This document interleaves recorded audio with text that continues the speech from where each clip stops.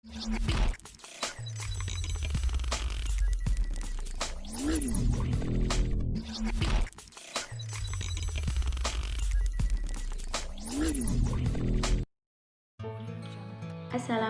warahmatullahi wabarakatuh.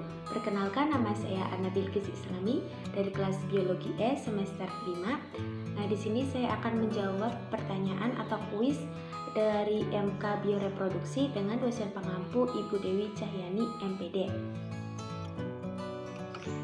Pertanyaan pertama, apa saja hormon yang terdapat pada reproduksi pria?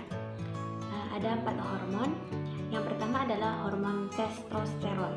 Fungsi dari hormon ini yaitu untuk memproduksi sperma, kemudian untuk mengatur gairah seksual dan mengatur massa otot. Kemudian yang kedua adalah hormon FSH atau follicle stimulating hormone.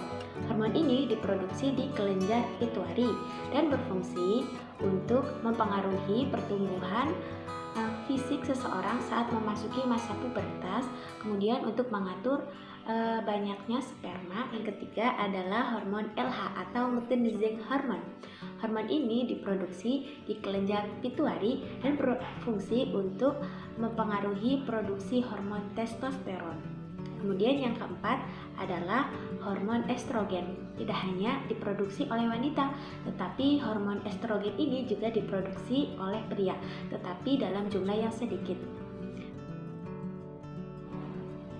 Pertanyaan nomor 2 yaitu bagaimana proses spermatogenesis terjadi pada pria. Nah, spermatogenesis sendiri merupakan pembentukan dan pematangan sel sperma yang terjadi di tubulus seminiferus di dalam testis. Nah, adapun proses atau tahapan dari spermatogenesis yang pertama yaitu sel induk sperma atau sporogonium akan membelah secara mitosis menjadi spermatosit primer. Kemudian spermatosit primer akan membelah secara meiosis menjadi 2 spermatosit sekunder yang mempunyai ukuran yang sama.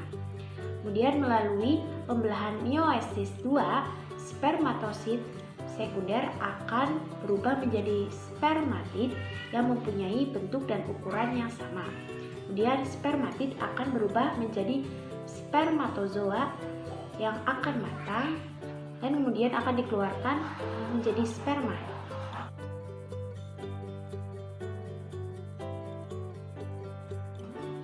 Kemudian yang nomor 3 yaitu bagaimana cara menjaga kualitas sperma agar sperma tetap baik.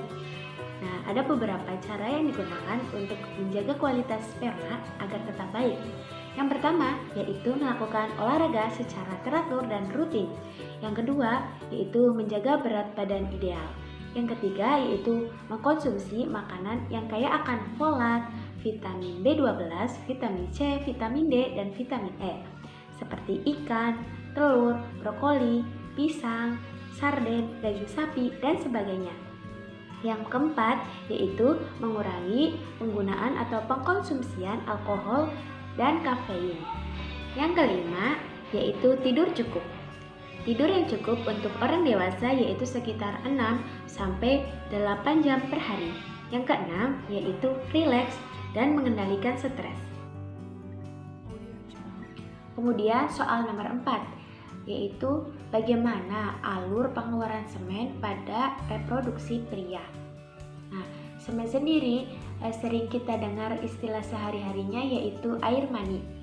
Air mani yaitu cairan yang berwarna putih di mana cairan ini berisi sel-sel sperma yang dikeluarkan saat ejakulasi. Adapun alur atau pengeluaran semen yang pertama yaitu sel sperma yang akan dikeluarkan akan naik ke kelenjar prostat saat rangsangan terjadi.